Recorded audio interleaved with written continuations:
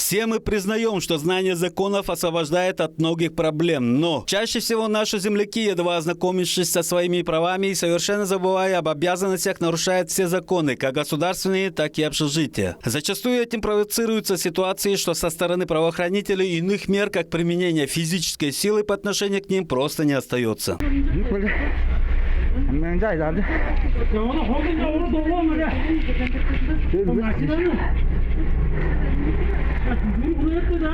Этого можно было избежать, если бы водитель, как нормальный человек, выполнил законные требования стражи порядка. Но все чаще жизнь показывает обратное.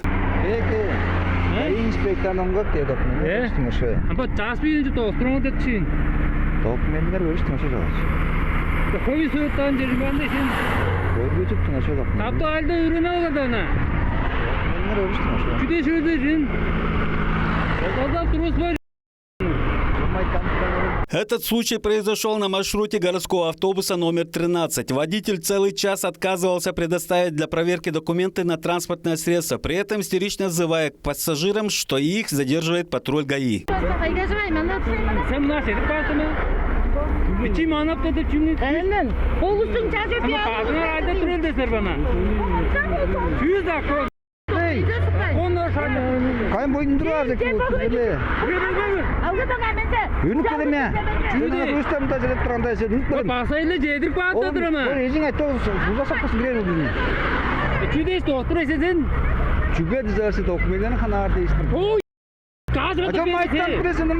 В итоге за отказ выполнить законное требование сотрудника полиции мужчина был доставлен в мировой суд. К дополнению к административному штрафу за управление незастрахованным автобусом строптивый водитель по решению суда понес еще одно денежное взыскание в размере 2000 рублей. Следующий факт произошел утром 17 октября. Патрулем отдельной роты ДПС региональной госавтоинспекции на городском коммунальном мосту была замечена двигающаяся по встречной полосе автомашина Toyota Camry. Подойдя к автомашине, дорожные полицейские на секунду онемели. Машиной управляла вдрызг пьяная женщина. Но отребь прошла быстро, когда автоледи начала разговаривать. Неоднократно вас